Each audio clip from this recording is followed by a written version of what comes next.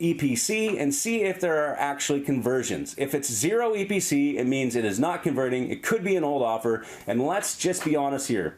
Some CPA networks are sloppy, okay? There are offers on their networks that have been there for years. They haven't paused them. They're probably outdated. Make sure the offer works. Make sure you're on a network that is up to date. Talk to your affiliate manager first before you start buying traffic to an offer, okay? Check out the offer page. Switch your IP. If you have to use a tool like Hide My Ass, then do that. It is a IP switcher, so you can switch whichever country you want, and you can appear to be in that country and you can see the offers whether they work or not. So that is the main thing. Make sure the offer actually works. That's usually one of the problems. People don't test the offer. Next, you need to do proper timing on your test, okay? A lot of people, especially the people that have come into the network that I run, have come in and they just haven't ran enough traffic. So they come in, they blast traffic for say an hour or two, or even just one day, and then they see, you know, maybe 50 clicks to the offer, and they think that there must be some shave going on, and the first thing they think of is it can't be my fault, it has to be shaving, there's something wrong here. But really what's happening is you're not giving it enough time,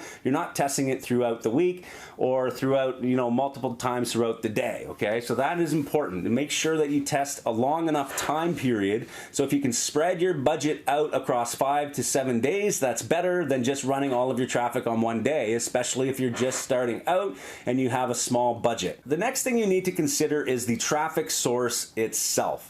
Are you on a traffic source that is catered to having high quality visitors? Okay, I'm talking Facebook, Google, Bing. These places have really high quality traffic, okay? There's Twitter, there's Pinterest, where you can buy traffic directly from those users. Now, if you're going into places like push ads and native ads, now you're relying on private publishers. And those networks, those ad networks, take in anybody for private publishers pretty much, okay? So if a website has a lot of traffic, they can become a publisher on one of these ad platforms. And now you are relying on that publisher to send quality traffic to your landing pages, your ads, whatever else you're running, okay? So if you're not running from a major platform like Facebook where they have full control of their visitors, then you need to really consider what type of traffic you're running and consider whether or not it's your traffic that's the problem and not the offer itself. Now let's assume you have great tracking on the offer, it's running, it's converting for others, you have good traffic. Now what could it be? Now we have to look at the actual funnel itself, starting with the advertisement. Look at your ads, make sure you're testing more than one single ad. You should have at least 3 to 5 ads when you're first starting out, and some people go up as high as 25 to 50 ads that they're testing depending on what their budget is on this traffic source. Now look at different images, different headlines, different calls to action, and all of that stuff. Test them, tweak them. To tell if your ads are working, look at the ad click-through rates. People are seeing your ads, they are clicking on them. This indicates that people are interested in your ads. Wherever your placements are, it seems to be attracting visitors. So now what happens? Is it your ads or is it the next step? Now we have to look at the next part of your campaign, which is either the landing page or are you direct linking.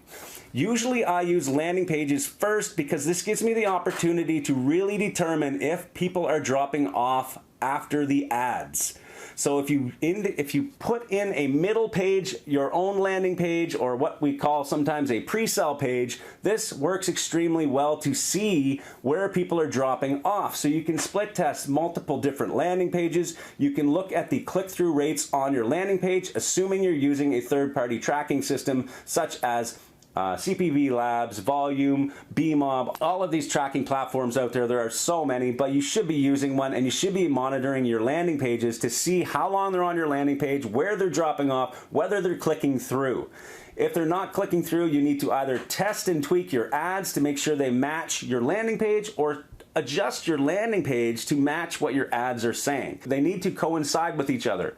So assuming now you know your ads are working, you know people are clicking through your landing page, Now they're going to the offer. Is the angle you're using and the ad combination working to promote the offer itself? If you're converting for other people, then you need to maybe find out what they're actually using for an angle. If it's not converting for other people or you don't know, then you need to test multiple angles.